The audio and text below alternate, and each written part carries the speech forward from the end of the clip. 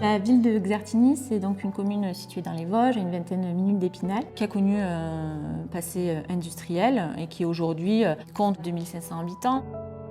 Cette commune, elle est effectivement un peu vieillissante puisqu'on va avoir 33% de personnes de plus de 60 ans, non pas par l'afflux de population âgée, mais par le départ des jeunes du côté des métropoles pour leurs études, pour leur travail.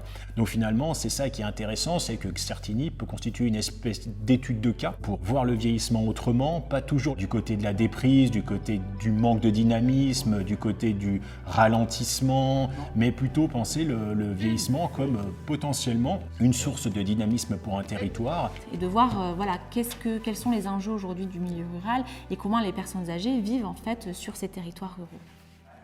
Aux Amis du Prieullet, nous faisons beaucoup d'activités, entre autres les cartes, les jeux de société. Ensuite, des activités d'aide à la personne. On a des personnes qui visitent des personnes seules. Activité Alzheimer. On reçoit des personnes qui sont malades, et on les occupe 2 après-midi par mois. C'est important. Toutes les actions qui sont menées, elles créent une certaine dynamique sur le territoire puisque ça permet de maintenir le lien social, de maintenir la cohésion sociale, d'éviter l'isolement des personnes âgées. Après, c'est aussi des associations qui répondent aussi à une demande. La vie d'une commune, c'est aussi la vie associative. Si on enlève les seniors des associations, il y a plein d'associations sportives, culturelles, qui vont complètement s'écrouler. Et ça c'est, je dirais que c'est du travail non rémunéré, non visible, mais pour la vie d'une commune, il est fondamental.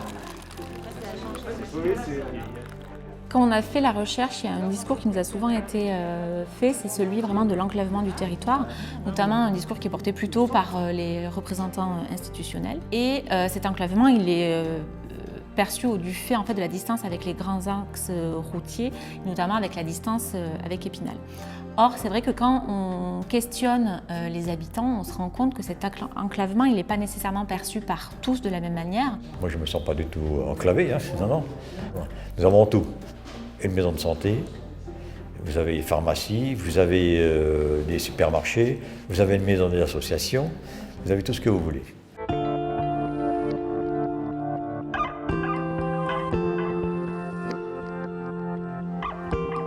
Le programme POPSU, c'est vrai que c'est nouveau pour nous d'avoir des chercheurs sur la collectivité. Ça nous a permis de réfléchir sur des sujets qu'on vit au quotidien. Donc ça nous a permis d'avoir des gens qui nous interpellent sur nos politiques, sur comment bien vivre sur la commune ou comment avoir tout un parcours résidentiel sur la collectivité, quel que soit son âge.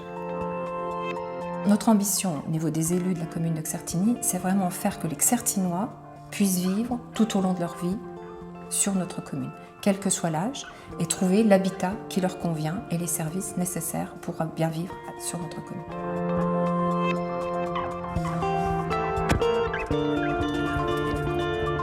Je distribue des repas sur le pays de la Vosges, qui comprend 17 communes. C'est pour faire un maintien à domicile des personnes âgées.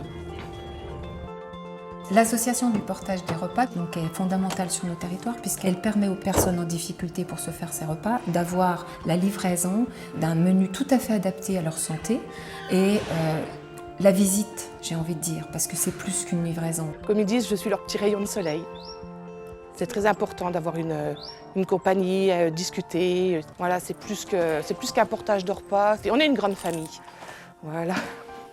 Hop. Ces actions-là ont permis finalement de créer aussi des emplois puisque on a eu beaucoup de besoins de faire des pelouses, faire ce qu'on appelle du service à domicile, vraiment accessible à tous, pas très cher, et ça crée de l'emploi et ça fait plaisir aux personnes qui sont chez elles. Et on voit bien ici que malgré tout, il y a aussi des formes d'activité économique et sociale qui peut aussi être liée en fait à la présence de ces populations âgées. Et de Xertigny, Émilie, bonjour. Oui, bien sûr. Ce que je peux vous proposer, c'est de prendre vos coordonnées pour qu'on puisse vous ajouter à notre chaîne de solidarité, pour qu'on puisse vous aider si vous avez besoin de faire des courses ou de vous amener chez le médecin ou des choses comme ça. On constate qu'il y a un espèce de décalage entre la manière dont les politiques publiques conçoivent l'avancée en âge, le vieillissement, la vieillesse, et la manière dont les gens racontent ce qu'ils vivent en fait. Et donc, du point de vue des politiques publiques, il s'agirait d'accompagner ce vieillissement, cette pente douce, par équiper son domicile quand on commence à avoir des restrictions d'activité. Puis quand on ne peut plus rester chez soi, il s'agit de trouver un appartement qui est spécifique aux seniors. Et puis quand on ne peut plus être dans l'appartement, là on peut envisager de rentrer en EHPAD. Mais ça, à mon sens, c'est une vraie illusion des politiques publiques que de demander aux gens de se projeter dans la vieillesse en fait. Parce que la réalité, c'est que les gens eux-mêmes ne savent pas comment ils vont vieillir. Donc demander aux gens d'anticiper des choses qui sont complètement incertaines, c'est très compliqué en fait.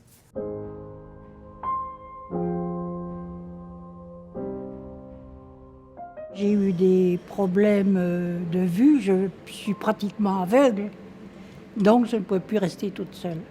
Et je suis venue ici pour ne pas... Je refais des bêtises, il fallait foutre le feu 2 fois dans la maison, alors il valait mieux plier bagage.